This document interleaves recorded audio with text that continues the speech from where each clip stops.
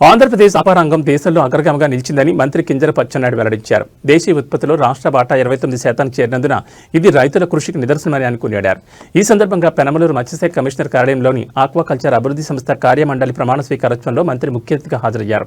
మారుతున్న కాలానికి అనుగుణంగా ఆక్వా సాగులో నాణ్యత పెరగాల్సిన అవసరం ఉందని, అంతర్జాతీయ మార్కెట్లో నిలబడాలంటే నాణ్యమైన ఉత్పత్తులు తప్పనిసరని ఆయన చెప్పారు.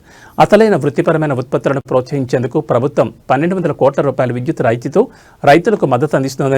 అలాగే ఆక్వా రంగంపై ఏర్పడిన ఆందోళనను ముఖ్యమంత్రి, మంత్రులు గమనించి ఈ రంగాన్ని రక్షించేందుకు ప్రభుత్వం సిద్ధంగా ఉందని తెలిపారు.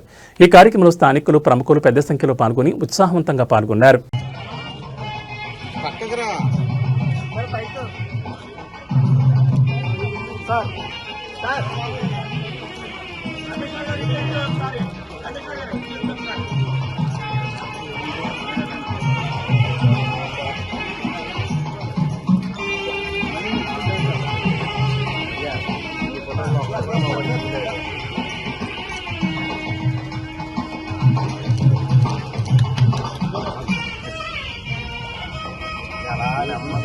అందరూ కూడా మరి దీపాన్ని ప్రజ్వలించి జ్ఞానాన్ని మరి ప్రసరించడానికి దీపం యొక్క ఆరాధన జరిగింది.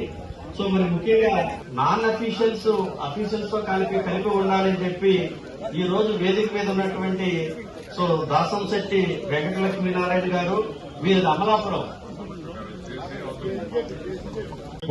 చాలా మంది అంటుంటారు. ప్రాబ్లం ఎక్కడ వస్తుందంటే, ఇది ఒక ఫిషరీస్ డిపార్ట్మెంట్ ఇష్యూ అయితే నేను కూర్చొని చేసేయచ్చు, కానీ ఒక ఫిషరీసే కాదు. ఫర్ ఎగ్జాంపుల్ ట్రేసబిలిటీ ఉంది. ట్రేసబిలిటీ ఒక ఫిషరీస్ డిపార్ట్మెంట్ ట్రేసబిలిటీ చేయలేదు. రెవెన్యూ వాళ్ళతో కూడా సంబంధాలు ఉంటాయి. రెవెన్యూ వాళ్ళు క్లియరెన్స్ చేయాలి. సో ఇటువంటి ఇష్యూస్ ఒక ఈహెచ్పి మేమేమనుకున్నామంటే, వాస్తవంగా ఈహెచ్పి చాలా ఎక్కువగా ఉంది డిస్ట్రిక్ట్స్ లో. దానివల్ల రైతులు చాలా నష్టపోతున్నారు. సో ప్రతి రైతు వాలంటరీగా ఒక 2 నెలలు ఎండబెట్టి కొంచెం లైన్ వేస్తే ఈహెచ్పి ఎఫెక్ట్ తగ్గద్దని సైంటిస్టులు చెప్తున్నారు. సో దాన్ని కూడా మీరందరినీ ఒప్పించి మనమంతా మీకున్న నాయకత్వం అధిపతులు చంద్రబాబు నాయుడు గారు, అచ్చెన్నాయుడు గారు, వారి సారథ్యంలో ఈ అప్సద అనేది ఒక సెల్ఫ్ ఎంప్లాయ్మెంట్ కోస్తా తీర ప్రాంతం వాసులకి, మరి హైదరాబాద్, వైజాగ్ సాఫ్ట్వేర్ రంగానికి ఉద్యోగాలకు అవకాశం దొరికితే కోస్తా తీర ప్రాంతంలో సెల్ఫ్ ఎంప్లాయ్మెంట్ ఆక్వాకల్చర్ ద్వారా నేను కూడా ఆక్వా ఫార్మర్ని. నేను 40 ఏళ్ల క్రితం ఆక్వా ఫార్మర్ లో ప్రవేశించి ఈ ఆక్వా రంగంలో అన్ని రకాల స్థాయికి ఎదిగాను నేను. దీన్ని నమ్ముకున్న వారికి బ్రహ్మాండంగా సెల్ఫ్ ఎంప్లాయ్మెంట్ దొరుకుతుంది. అలాగే చాలా మంది పనిచేయడానికి కూడా ఉద్యోగాలు ఇవ్వచ్చు మనం. మరి ఈ సంస్థకి ఇంకా ప్రభుత్వ ప్రోత్సాహాలు కావాలి.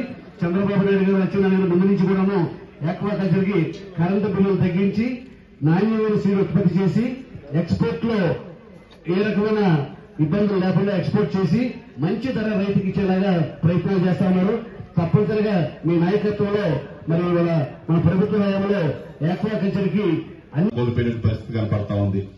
ఇది ముఖ్యంగా అక్వా రంగంలో ఒక 4-5 రకాల జాతులు మనం రొయ్యలు గాని, రొయ్యల్లో వెనామీ గాని, టైగర్ గాని, అలాగే మనకి చేపల్లోనేమో శ్రీరావతులు, కట్లా గాని, అదేవిధంగా పంగేషస్ గాని, రూప్చంద్ గాని, సీబాస్ గాని, అదేవిధంగా మరలు గాని, ఇలాగా వివిధ రకాల కల్చర్ చేయడం జరుగుతూ ఉంది. ప్రతి కల్చర్ లో కూడా రైతు కష్టపడి రోజు నారాయణ గారు ఇక్కడ వచ్చారంటే ఆయన కూడా అక్వా రంగం నుంచి స్టార్టింగ్ నుంచి వచ్చారు. నేను కూడా ఈ స్థాయికి వచ్చారంటే ఈ అక్వా రంగం ద్వారానే వచ్చారని చెప్పి గర్వంగా చెప్పుకోవడం జరుగుతూ ఉంది. ముఖ్యంగా మీ యొక్క కమిటీ సభ్యులు వారికి అప్సడా డైరెక్టర్లు ప్రమాణ స్వీకారోత్సవం ఈ కార్యక్రమానికి